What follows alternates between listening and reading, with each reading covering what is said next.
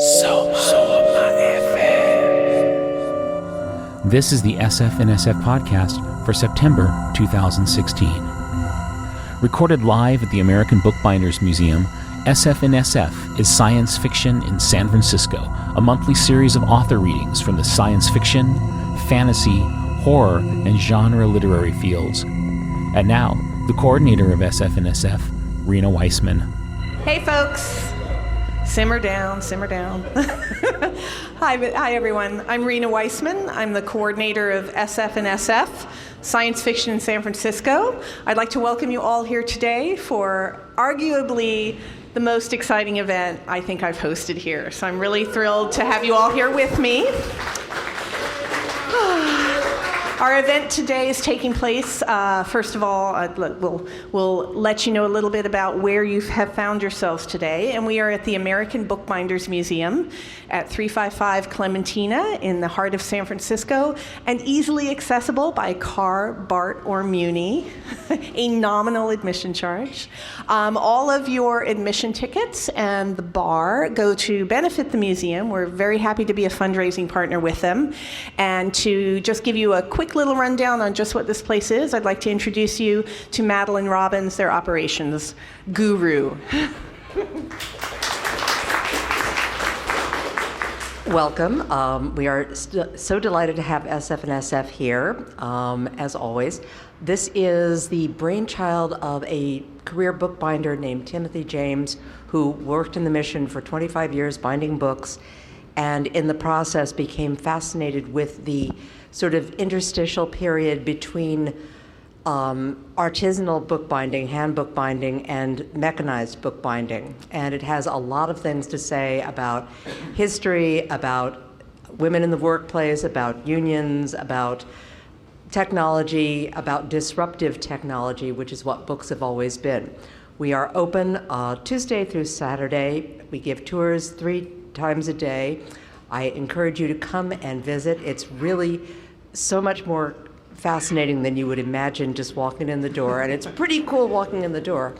And we are also upcoming. We have some cool things going on. This coming Thursday, we have our birthday party for our first year in this space. It's part of the Yerba Buena Alliance's Third Thursdays program, and we will be here from 5:30 till 8 with cake and toasts and stuff, having a good time. If you can, please join us.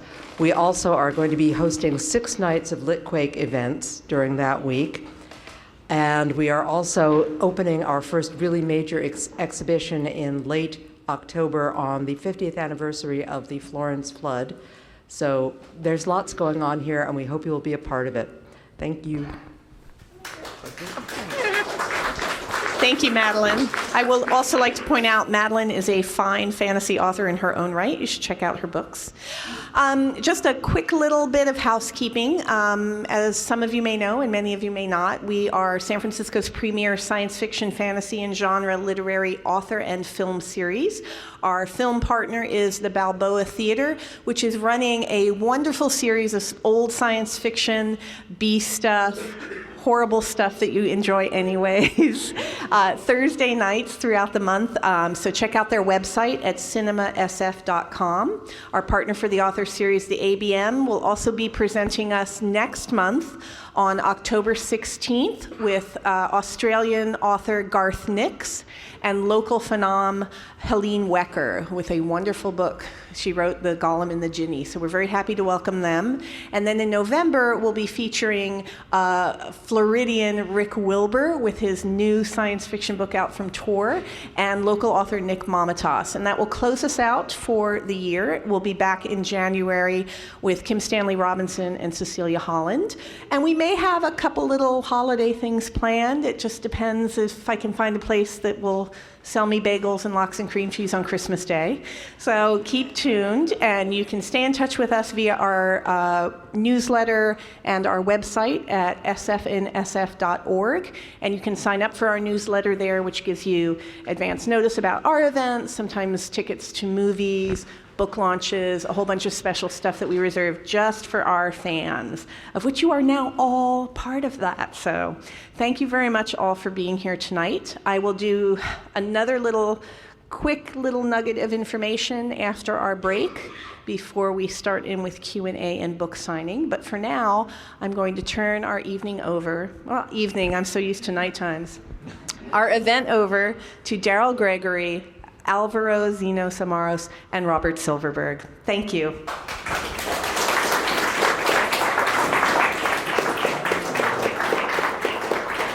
Hi, folks. You're in for a treat, I think. My name is Daryl Gregory. As Rina said, I'm subbing for Terry Bisson, otherwise known as Robert Silverberg's favorite Bolshevik. I will try to fill in as required. So to introduce our speaker. So Alvaro Zinos-Amaro, he's written over 30 short stories. His interviews and essays are everywhere. Los Angeles Times Book Review, Asimov's. He's also the editor of the Locust Roundtable. And he also wrote, with our other guest, When the Blue Shift Comes, a combination of a novella started by Robert Silverberg and then the ending written by Alvaro. And then I would say that the man to my right needs no introduction, but it's my job, right? So I've got to do it. So Robert Silverberg won the 1956 Hugo for Best New Writer. So we think you're really promising. We're really looking forward to everything that's come out. He's in the Science Fiction Hall of Fame, multiple Hugos and Nebulas, and the 2004 Grand Master of Science Fiction as given out by the Science Fiction Writers of America. And I just want to say, on a personal note, huge inspiration to me, especially because in high school I read Lord Valentine's Castle, which made me and my friends mad for juggling.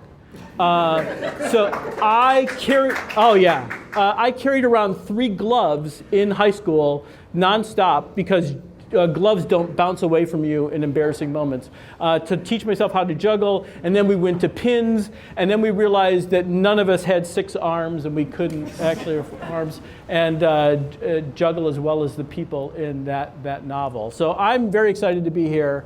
The book we're talking about, well, we're actually talking about, I guess, all of Robert Silverberg's career, but the book in particular is Traveler of Worlds, Conversations with Robert Silverberg.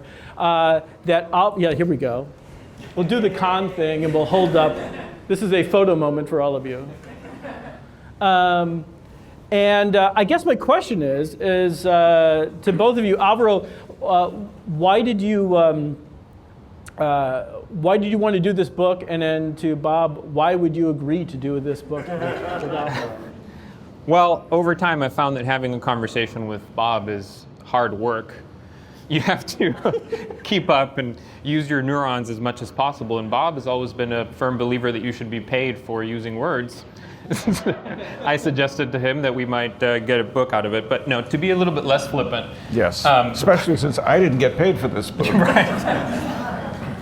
Bob has written some autobiographical pieces here and there, and he will sometimes have autobiographical parts of his essays, but he's made it quite clear that he's never going to sit down and write an autobiography. And so I thought that this would be the next best thing in terms of trying to get an insight into his mind and his thoughts at the end of, or I should say, into the 7th decade of a very, very productive career and very successful career. So that was really my motivation, trying to show what the mind of Robert Silverberg is like. Well, I can't say I had any motivation, but I've had a conversation going on with Alvaro now for over 15 years, first by email, and then when he left, where were you? Munich, I think, and came to California. We've had it locally. And we talk about all sorts of stuff, and he said, well, we can make a book out of this. And I said, a motto of mine, why not? So the publisher, Patrick Swenson, is here from Fairwood Press. So I'm wondering, was the pitch to Patrick just, hey, I have a Silverberg book, and would you like to do it? Was that? It was actually a little bit more detailed. I mean, I suggested to Patrick some books that might be models or templates for the kind of thing that we wanted to do. There was a book that Mike Swanwick did, called Being Gardner Dozois, which was all about conversations with Gardner Dozois. And there were a couple of other books that I referenced in that pitch as well. But yeah, I also mentioned that Bob was not going to be writing an autobiography, and this might be something that people were interested in. You didn't mention Goethe's Conversations with Eckermann, did you? I actually did. That was part of the pitch? That was part of the pitch. and still the book was made. I mean, you cover a huge, it's a great book, by the way, and you cover a huge number of topics in a great span of time. I was really interested to read about the pulp era and the speed at which you were writing. And so one of the questions I had was, you call it hack work in the book, but you were a craftsman doing hack work. So I was the best hack available. I took it very seriously and was treated accordingly by my publishers. So were there things, I mean, you already had the speed going into to be able to do hack work. Obviously, that was like a gift you must have had from the beginning. Were there other things that you had to learn to be able to do that, to write in other genres? Did you read other genres to figure out, oh, this is how they're writing Westerns, this is how they're writing mysteries? Well, I didn't do all that much in other genres. You do a little bit of studying up. John D. MacDonald, I hope that name means something still,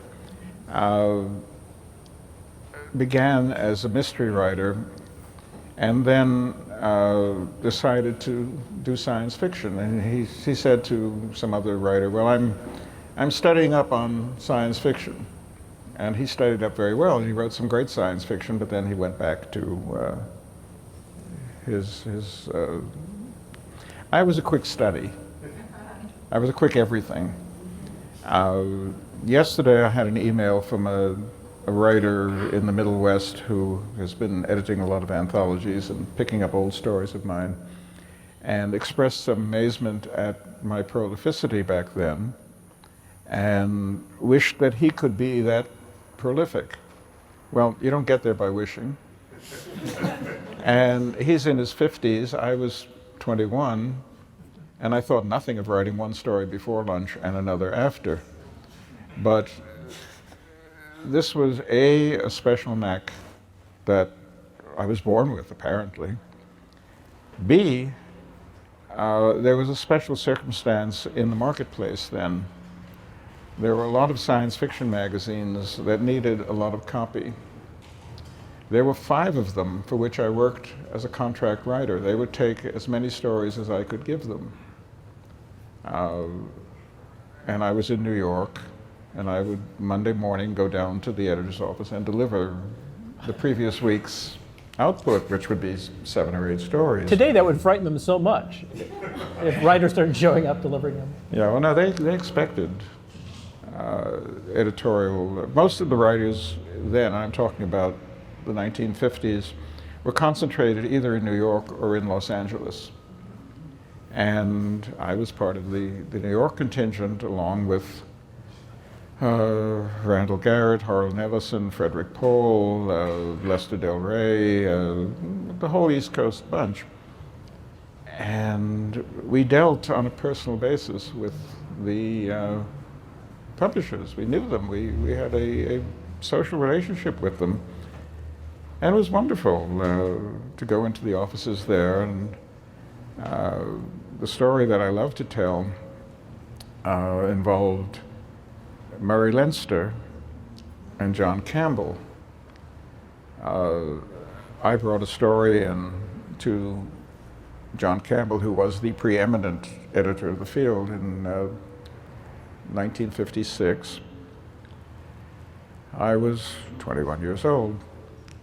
And John, who had been editing the magazine since before I had any teeth, he was only at that point 46 years old, but he seemed to me an ageless figure.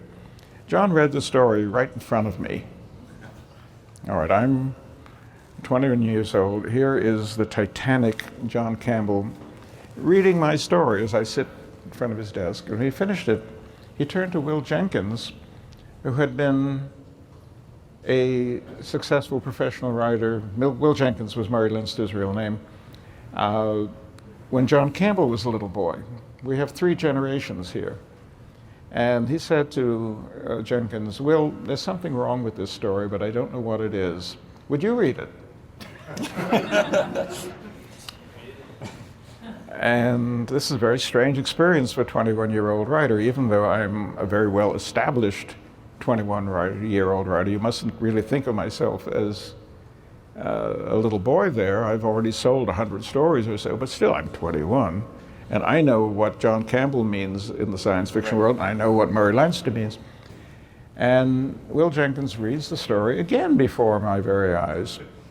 And he says, well, here on page 13, this is what's wrong. And he's got his finger right on it.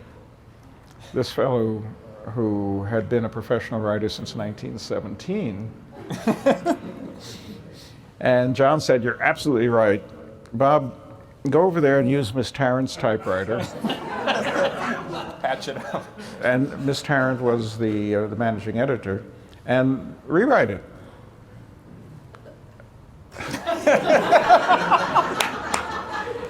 It's the sort of experience that a young writer rarely has and never forgets.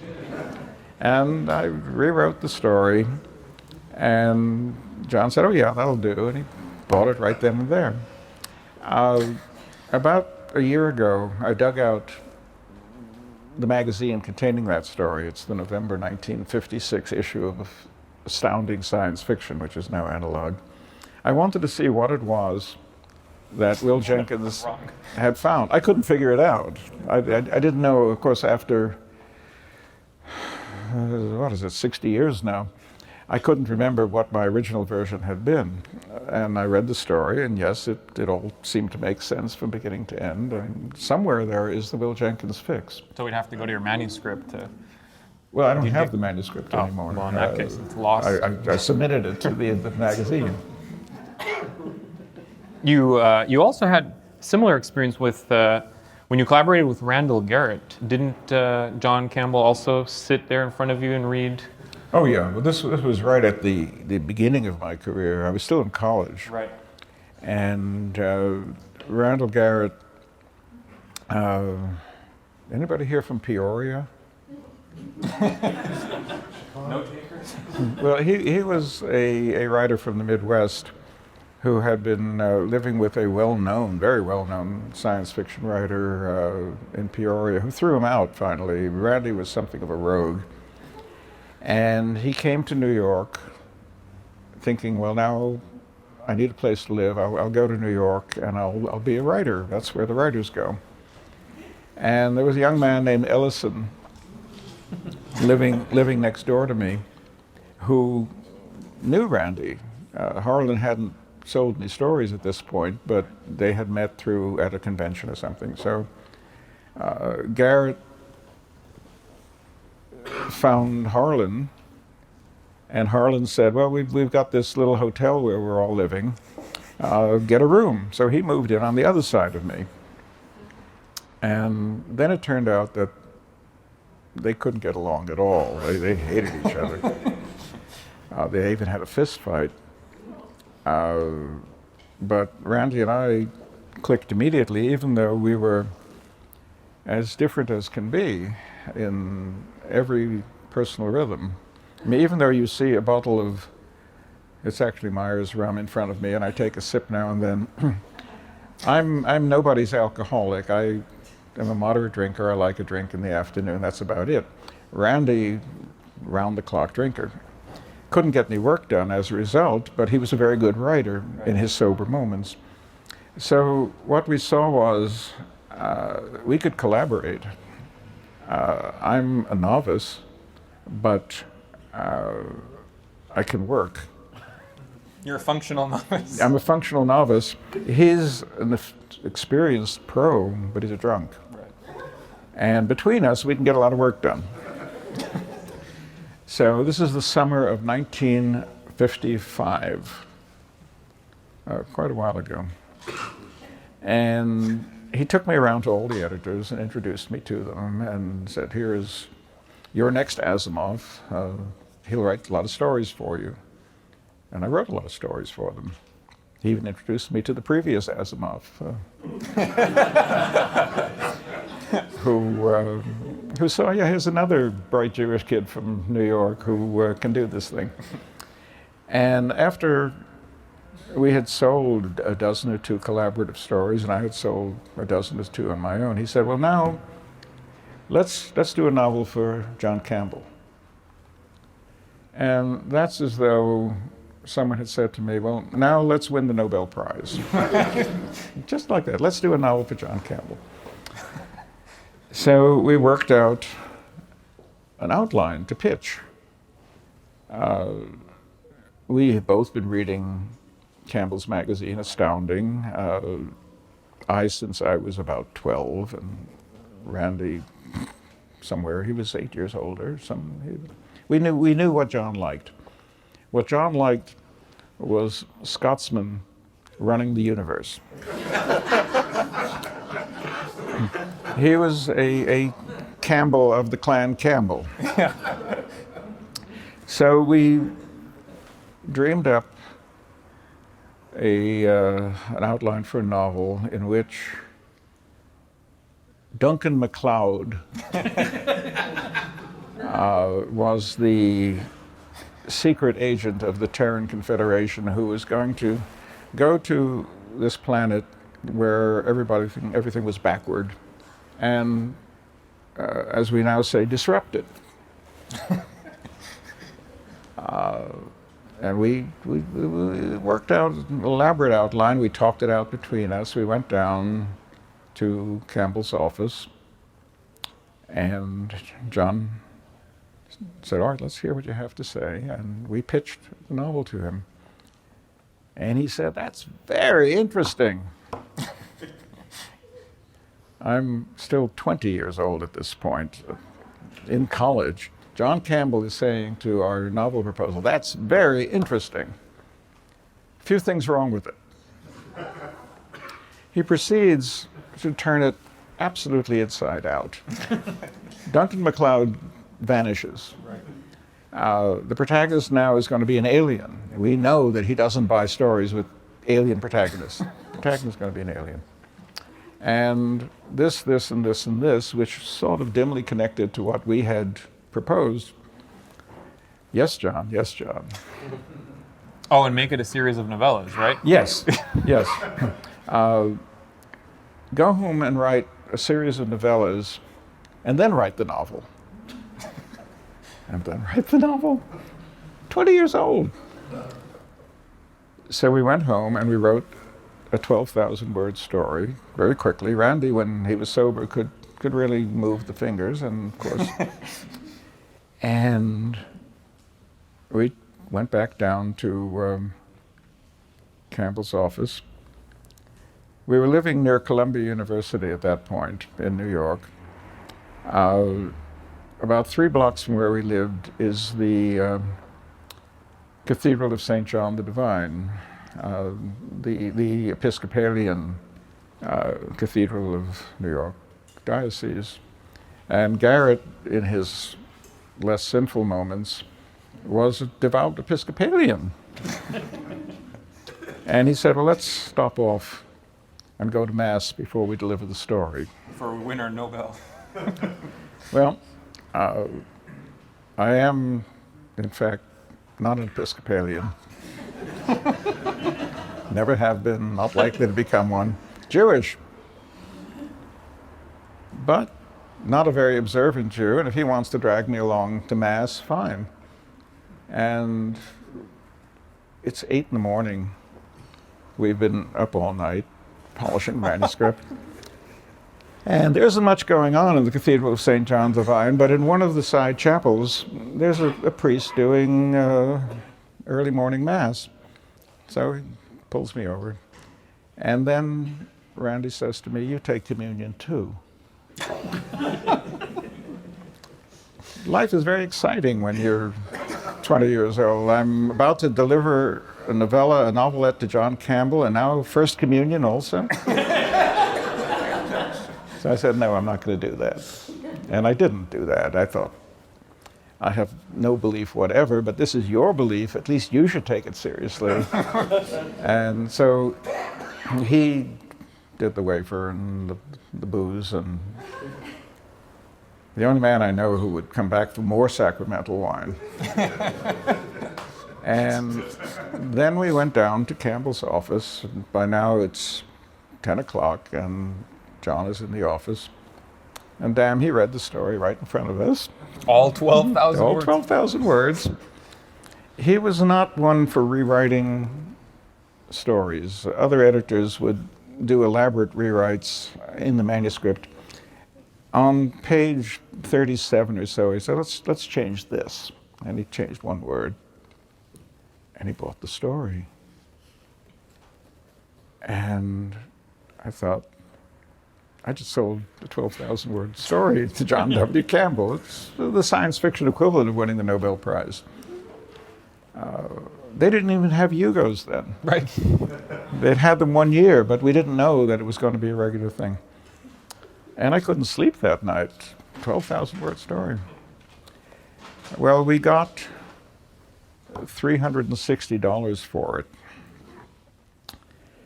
And it was the conventional thing among science fiction writers then to talk about how poorly paid we were. That hasn't changed, I hear. No, it hasn't changed at all. But you would still get about $360, and the story, the dollar has changed quite a bit in those 60 years. What I didn't know is we were being richly paid, even splitting it two ways. Right. $180 minus the commission for our agent. I can still do the arithmetic. It was $162 net. That could be a month's rent on a really nice apartment. But we didn't have a really nice apartment. We lived in a $10 residence hotel, $10 a week. Anyway, we wrote. That's like 16 months of rent. Yeah, we wrote the second novelette. We wrote the third novelette. Then we wrote the novel, and it all happened my final year at college.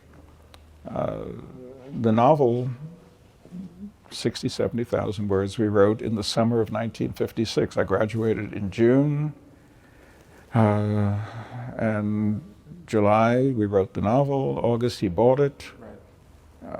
Wonderful time, magical time, unbelievable time. You can't do that anymore.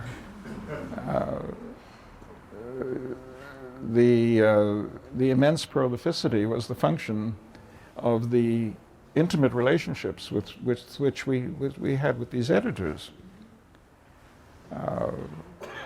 And you did all this on manual typewriters. Yes. That to me is stunning. Yes. Well, this is a geeky question, but was there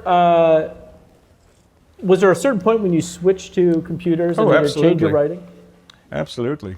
I never made it to the electric typewriter. I tried one and it hummed, and I didn't like that. And during the typewriter phase, I had developed a habit of resting my fingers on the keys while I thought of the next sentence. Well, you rest your fingers on the keys of electric typewriter, boom, you've written a sentence, but it may not be in any language that anybody understands.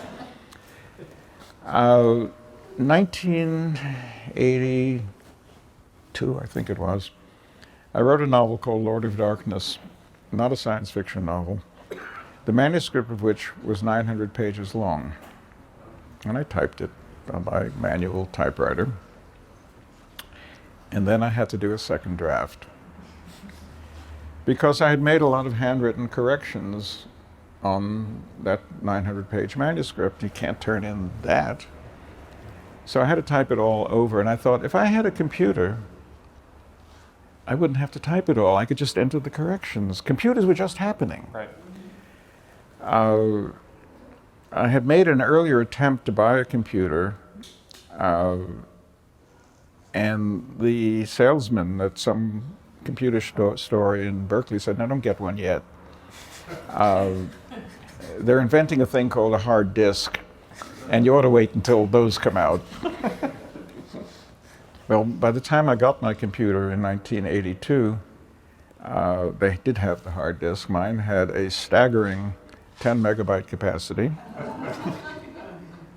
Pricey too, wasn't it? It would be embarrassing to tell you how much extra I paid for that 10 megabyte hard disk. You would not believe that, and I won't tell you.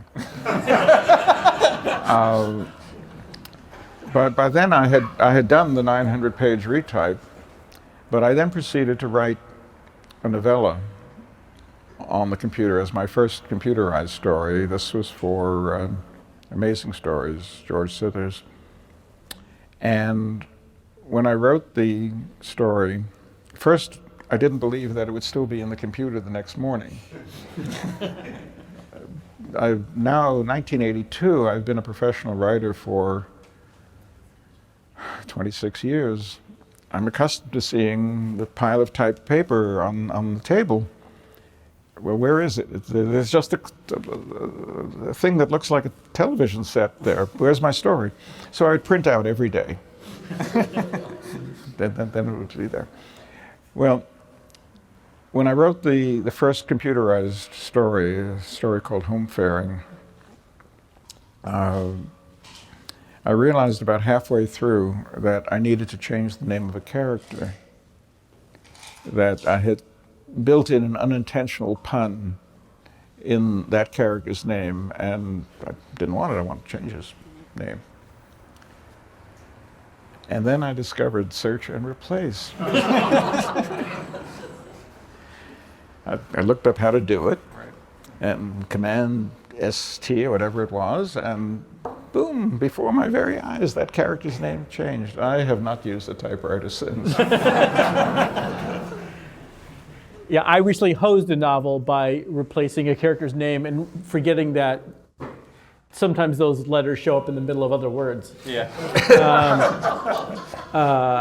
So you got, in the book, you cover a huge number of topics. You cover libraries, you cover food, you cover travel. By the way, it's worth the price of admission just to get Karen Haber's afterword about travels with Robert Silverberg. It's hilarious. And She is very funny. yeah, it's good you picked a funny wife. Well, the second time, yes. Alvaro, how did you decide, with that huge array of topics, how did you decide what goes in, what gets edited out, or what you want to definitely cover during the conversation? Yeah, I mean, Bob alluded a little bit to this because we'd had this conversation going on for so long before. I mean, it started as email correspondence, and then we would have the conversations in person at conventions or in his living room. I mean, I had a pretty good idea of the things that most fascinate Bob and the things that he is very well versed in. So that was the first thing. What are things that Bob is going to be comfortable talking about, and he's had a lot of experience in, and would be of interest to readers. The other thing, though, was just in terms of maybe thinking about the project a little bit more selfishly. What are the things that fascinate me? I discovered Bob's work, as I mentioned in the intro to the book, when I was very young, and he was just such a prolific writer that it was nearly impossible to read all of the things that he'd done in all of these different fields. And there's always been questions that I've been fascinated by that I wanted to sort of get on record, if you will, and have them be part of the book as well. So that was another consideration. So I made an outline, and I had a kind of map for the different topics that we were going to cover, so that Bob would have a little bit of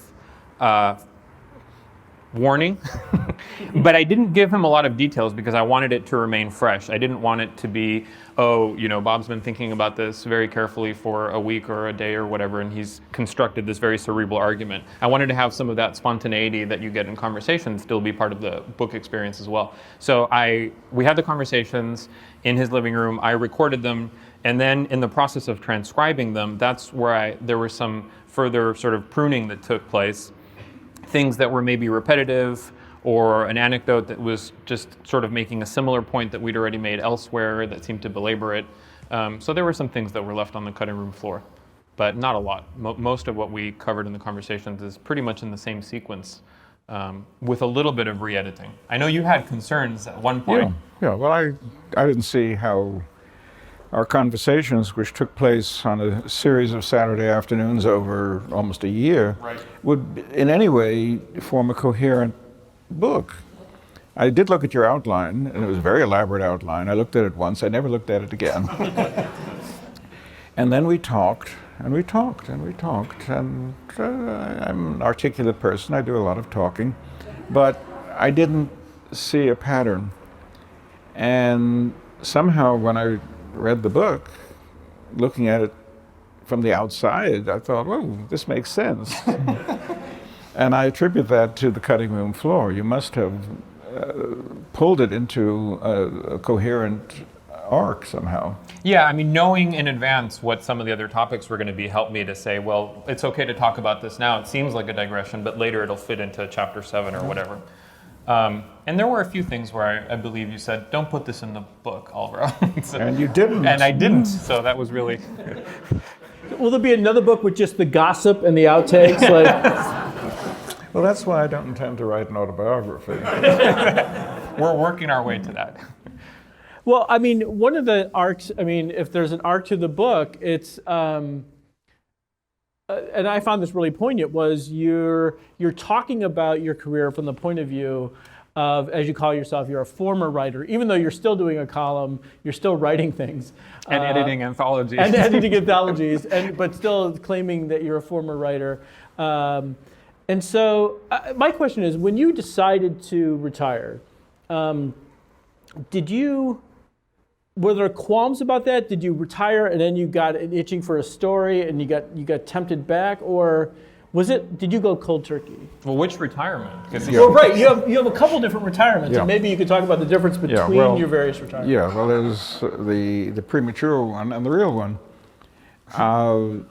The thing to remember about retirement, I'm 81 years old. That's nearly as old as you two guys put together. That's a long time. It's a lot of work. I did a lot of work. I'm not obliged to tie myself to the mast forever. I did when I was about 40, after a dazzling, prolific period when I wrote all the novels for which I'm still known, except for Lord Valentine's Castle, I guess. I burned out. I just got sick of it all and said, I've probably got enough money to get me through to the end somehow. I own my own house. I'm tired of writing. I won't write anymore. And I didn't for 4 years. And during that time, I heard two very irritating things. People would come up and say, you owe it to us to continue. I said, pig's eye, I do. And don't you miss it? If I missed it, I'd go back to it.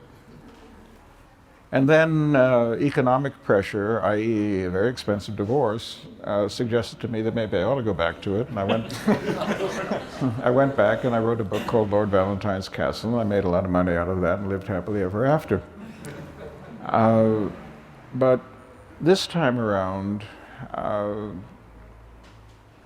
when I was in my 70s, I thought, I really have written enough. Nobody can accuse me of slacking.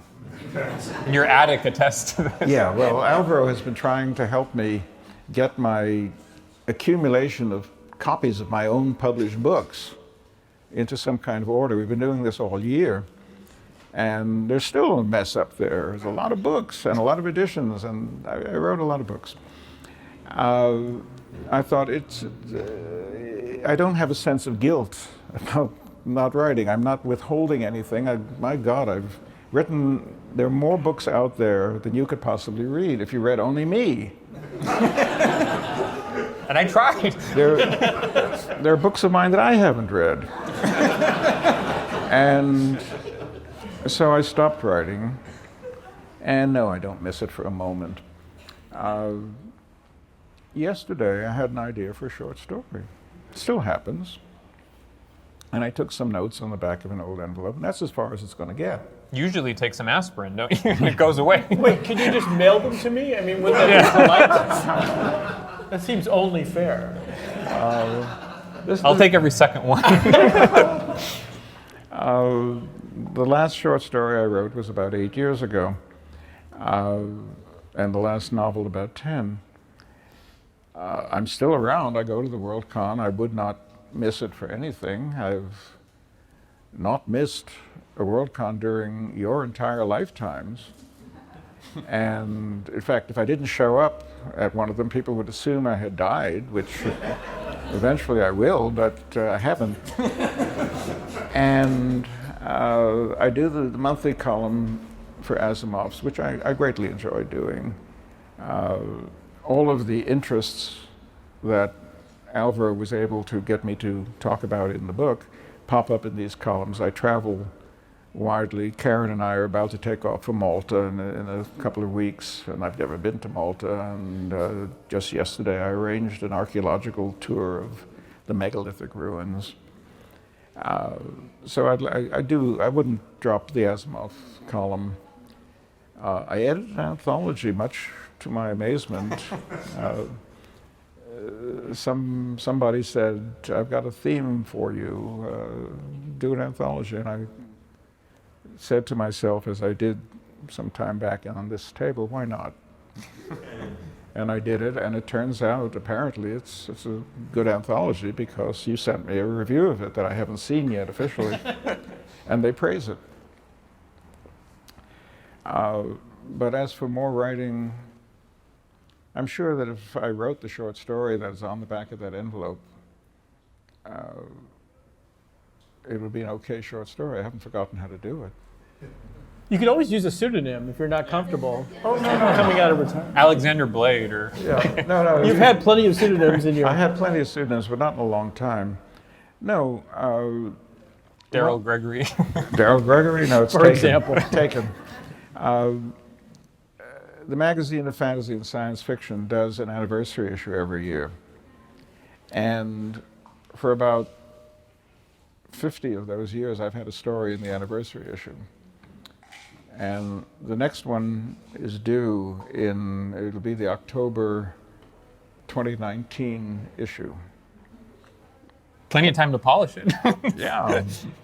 And I was talking to Gordon Van Gelder, the publisher, about the fact that I'm probably going to miss this anniversary issue. I could write this story for that anniversary issue and keep it on ice for 2 years. And look, Gordon, I don't think I will, though. I'm tired of writing. You try writing 500 books and 1,000 short stories and see whether you get tired of it. I can't believe you don't have carpal tunnel syndrome. I mean, that's it.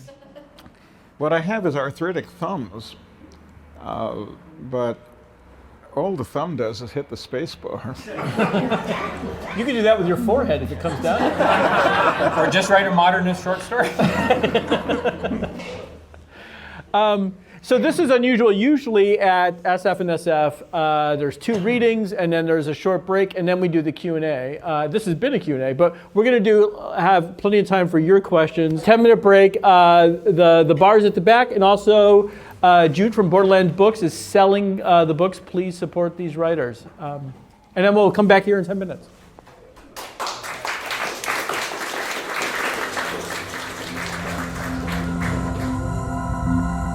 To find out how you can attend SFNSF or to see the upcoming schedule of readings, go to sfnsf.org.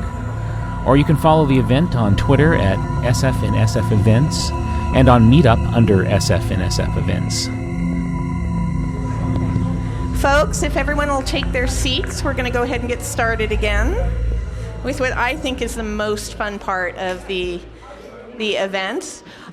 Just a couple quick notes. I know that there are people in the audience that have books to get signed and that you have followed all of our requests for numbers of books and politeness and all that. If you have any questions, Jude can follow up with you and explain it again.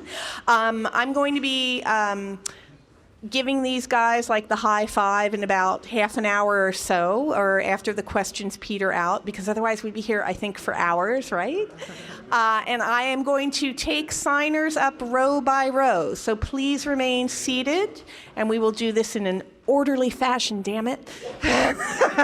There is honor among thieves and book collectors. I know this for a fact. So I will also be going through, and if you want anything personalized, I will note that down and put a sticky on there. Because the object of this is not to have Mr. Silverberg's arm fall off, but to have you all really excited to meet him up close in person, because you're going to read all these books if you haven't. Because I personally could read about 500 books in about 50 years, and I feel I still have 50 years ahead of me. So I've started already. So right now, this is the question and answer period. This is your time to ask questions. Oh, I just want to say, by the way, there's no limit on the number of books that I'll sign. So for Mr. Silverberg, keep it to 3, but for me, go crazy. Buy as many as you want back there. Cliff here in the front. I have a very, very serious question. In that fight between Randall Garrett and Harlan Ellison, the fist fight, who won? Depends who you ask, right? Well, Randy was a much bigger man. Most people are bigger than Harlan. Harlan is very, very tough. I suspect Harlan won. I wasn't there. I heard about it and I was quite shocked. But Harlan's a street fighter and Randy was a kind of big jovial drunk. You figure it out. I'm sure if you asked Harlan, then he would have an opinion too. He wouldn't even remember it. You've written about many 21st centuries, and have the actual one been as impressive or as interesting as the many ones that you've imagined? That's an interesting question. Some journalist asked me quite a few years ago to write an epitaph for myself. He was going around collecting epitaphs. And mine was Robert Silverberg, after spending his whole life writing about the future, was condemned to live in it. The 21st century was something like what I expected, but several things different. The way you all dress. I didn't expect everybody to look like a street person. I thought you'd look like something out of Star Trek. I liked the internet a great deal. I did just predict around the edges of it, but didn't dream that it would become what it would. None of us did. Except Fred Pohl, who actually predicted the smartphone in a story, a novel, the name of which I forget, but he got the whole thing right there back in around 1960. I like modern aviation. I travel a great deal, and I like those big jets. My first flight was on a DC-3, and they were not comfortable. I like modern medicine, without which I would not be here today. I've had some medical repairs that would not have been available a generation ago. So it's not the 21st century I predicted particularly, but it's okay. It'll do in a pinch. And I do like email. I like sending a letter off to Bulgaria and getting a contract for Bulgarian rights back instantly.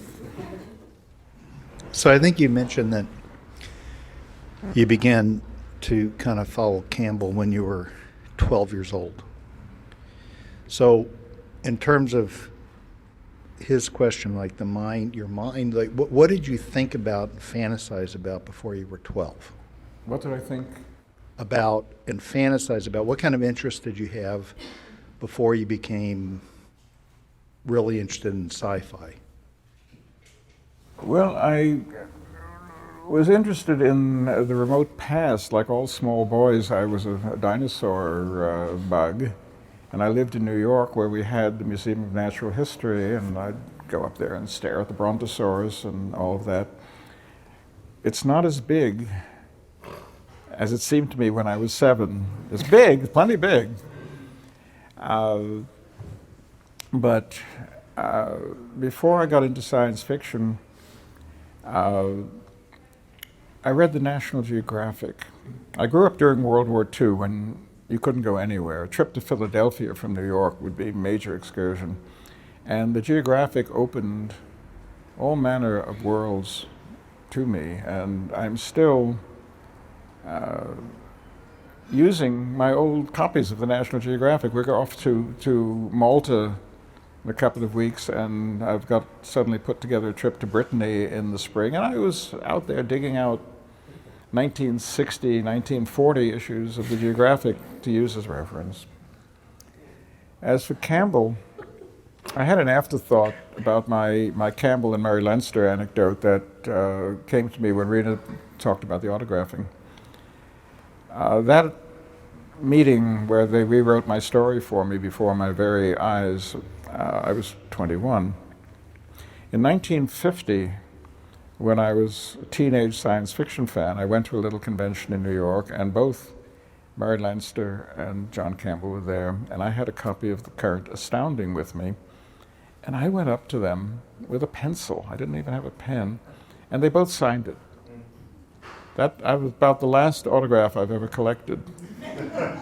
So 6 years later, the 15-year-old autograph fan science fiction fan who collected those autographs was in the office with those two men, and they were telling him how to write his story.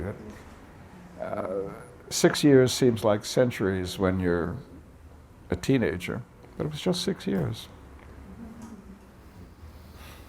Anyway, I was interested in the world of the past and the far away, the unattainable world of the National Geographic before I got into science fiction. And then science fiction opened all sorts of imaginary doors for me. And we cover that in one of the chapters of the book, so a little bit of that is. It was really like traveling through time to hear about the intimacy you had with your colleagues and the editors, and I just wonder, what would your advice to young writers today be? I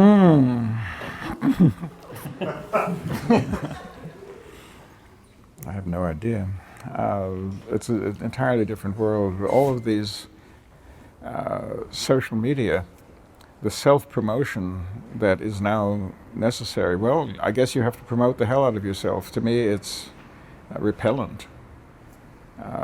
Anybody who stood up and said, "Look at me, this is what I've written" back there in 1958 would be laughed down by his hard-boiled colleagues. All I can tell young writers, every now and then someone says, "I want to be a writer." I said, "Well, why aren't you?" A young writer should write. Some of them have it, some of them don't. Not everybody has the ability.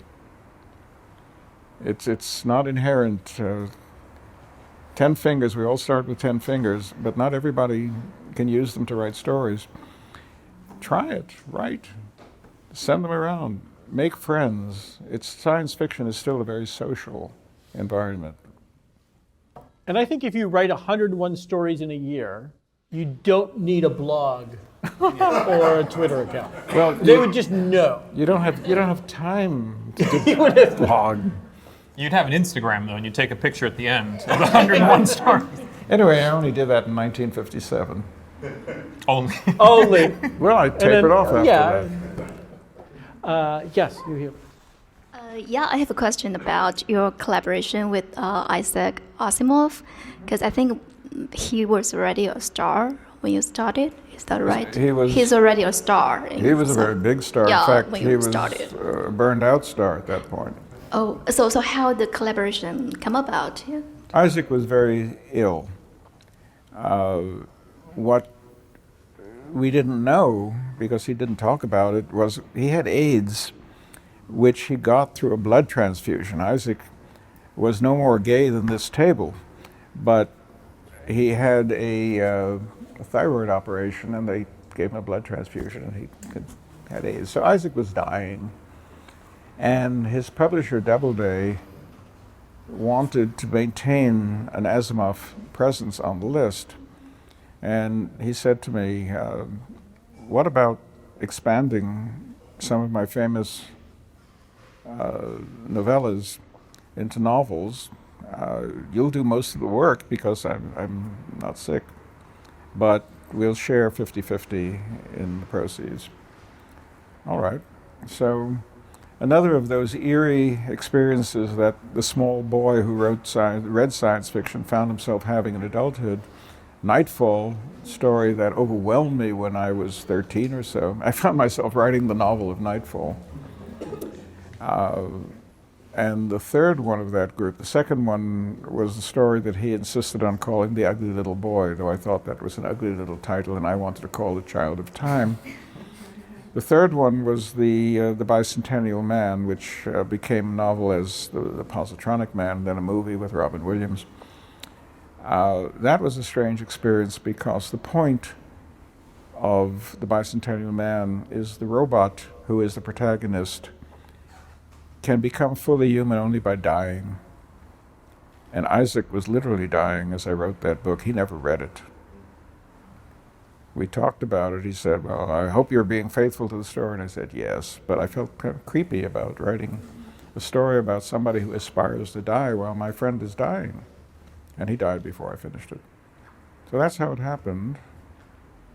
And it was an interesting experience being Isaac Asimov for a while. I know he's also very prolific writer, right? Are you more prolific than him? Well, for the podcast, the question was, are you more prolific than Isaac Asimov? Let's throw down. No, right? That caused some fun.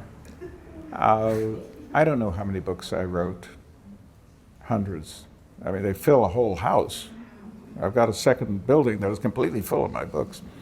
Isaac would tell you, I've just finished my 387th book. He kept count. I didn't. But we were both pretty busy boys. You've been touching in some of your stories on the point of my question for you, Bob, which is about the obviously decades-old conversation between SF fans and SF professionals. You're a wonderful example of someone who came up from the fan ranks, putting out your own fanzine. You've told us the story of how you came with Randall Garrett to write for the pulps and all. But what I wanted to ask you about is, given the importance, I think, in the history of science fiction of that conversation to the development of the genre, what do you think personally of the state of that conversation between fan and professional now in the 21st century? I don't know if that conversation is still going on in quite the same way. I do go to the Worldcon every year, and I see the fans, but they seem largely an alien species to me. When I was a young professional, I would go around to the fan parties as well as to the professional parties. I would go to particularly the Cincinnati group. They were a charming bunch, and I would always make a point, as I made the nightly party rounds, of dropping in at the Cincinnati group and seeing Don Ford and Doc Barrett and Stan Skirvin and that whole crowd. And we had a lot, we could talk as members of the community. Now I go to the convention, and of course I stay with my friends who are the other writers, or a few of them, the older fans. Most of the younger fans are either so bizarre to me, or so rooted in the media. I don't feel anything in common with them, and of course they're terrified of me. I've had people come up to me at a convention and be unable to speak, and standing there trembling. And I explain, I was 14 years old once too. And I've forgotten about being 14 or being 15 and saying to Will Jenkins, would you sign my copy? That's still with me. So we had a valuable conversation, and that's interesting that you would use that term. That is, the fans and the pros, there was no barrier. Now I think there is. But I can't tell because I'm really old, really famous. It's hard to get across that barrier. Just as I didn't come running up to Ray Bradbury when I was 20 years old, although I got to know him later, of course. Do you have any experiences that you'd like to talk about with Hollywood? Them coming to wanting to get books, ideas, options, those kinds of things? Well, all sorts of books of mine are under option all the time. The only major movie that's ever been made of something of mine was The Positronic Man, which was really Isaac's story. I just expanded it, though most of the movie was in fact based on my contribution. At the moment, I have 8 or 9 things under option, and maybe they'll be filmed, maybe not. I've learned, cash the check. Don't expect anything. If it happens, that's a bonus. The one really direct Hollywood experience that I had, I've never written a screenplay and I don't want to, but about 1975, Paramount came after me to write the first Star Trek movie, which was peculiar because I had not written for the Star Trek show. I had not even ever watched the Star Trek show.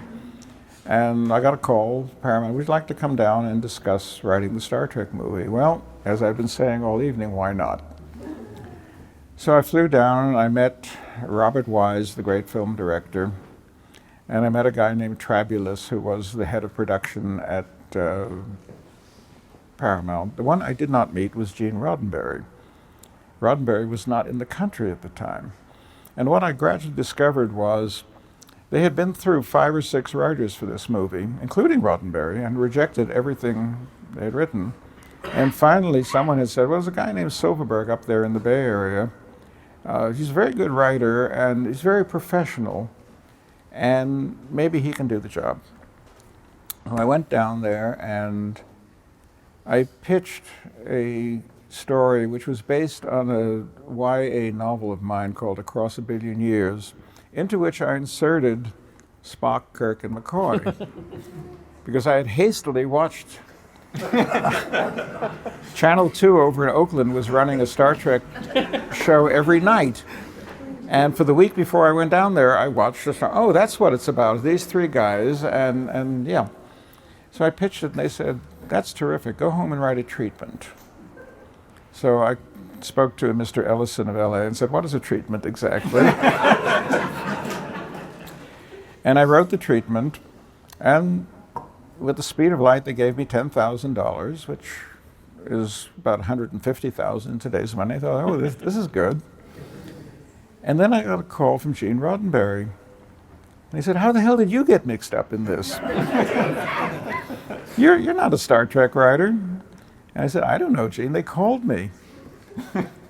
Well, next time you're down in LA, let's get together, because apparently we're going to be working together. So I was then going to LA quite frequently, and next time I was down there, I went over to Paramount, and Roddenberry picked me up and took me to a restaurant he favored called Dan Tana. And I said I'm a moderate drinker. He wasn't. And by the end of the evening, I was absolutely cockeyed. We went back to his house, and my eyes are going like this, and he was addicted to a game called Pong. He had a Pong set in his living room, and he said, let's play Pong. And so I went over to and he beat me 21-1 in the first game. He said, you want to play another one? I said, sure, Gene. And I think it was 21-4 the second time. So I quit while I was ahead. Then I went back to here and discovered that everybody I had dealt with at Paramount had been fired. Starting with Mr. Trabulus, the head of the studio. And the Star Trek movie had been canceled.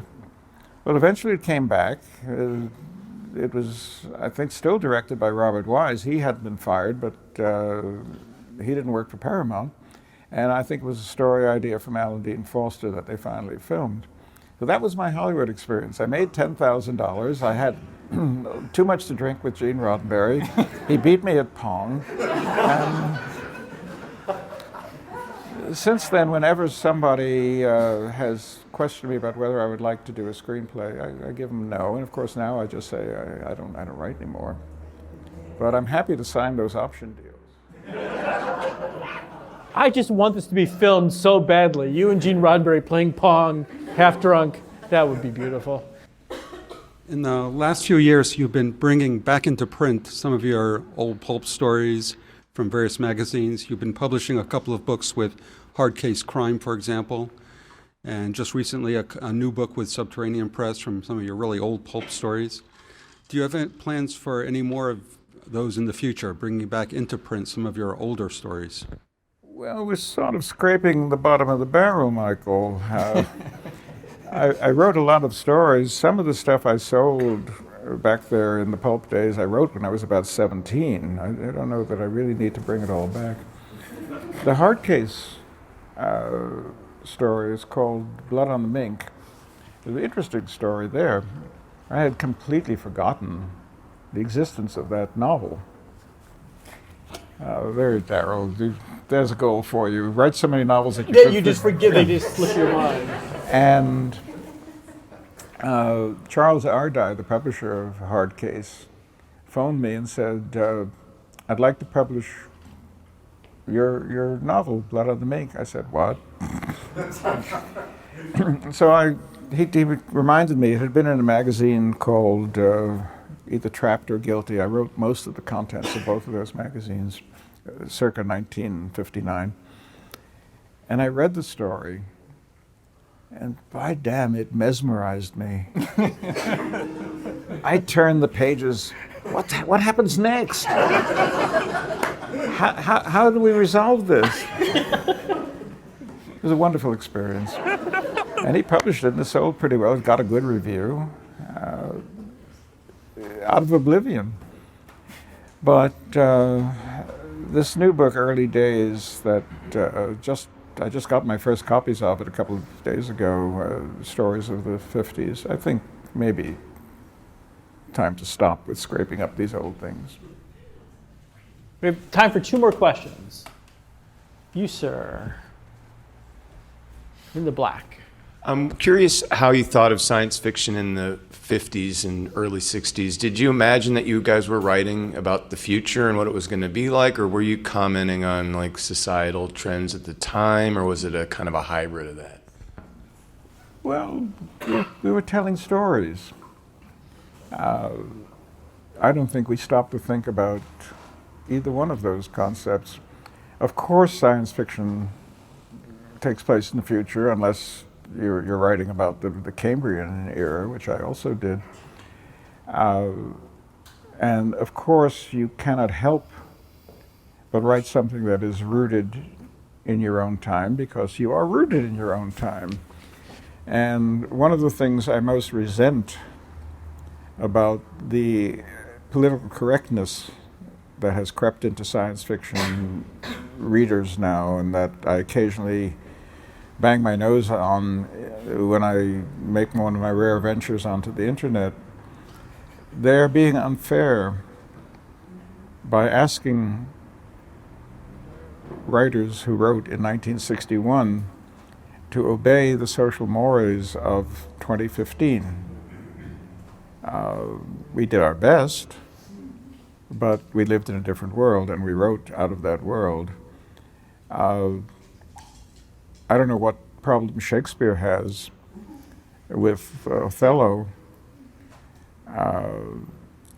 Desdemona gets strangled by her black husband, who isn't really black, incidentally, he's Moroccan. That's a terribly sexist thing to do, to strangle your wife. And yet they're still producing Othello occasionally. Anyway, we wrote in our time. And we tried to forecast the future because that's what we were paid to do, and that's what we thought was fun to do. One last question.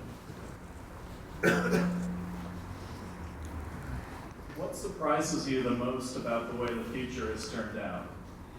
I'm still here.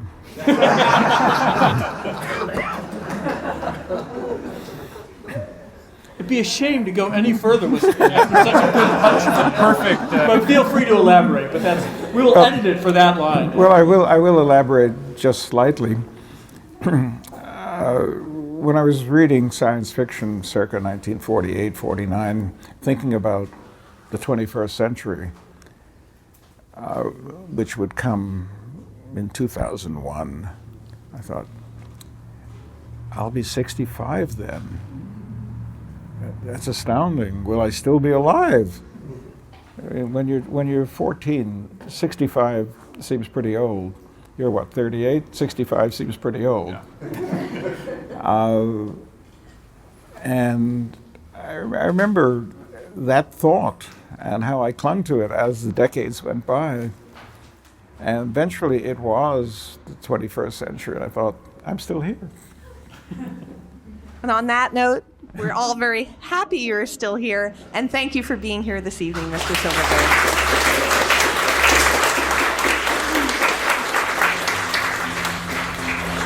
The SF in SF podcast is a production of SomaFM.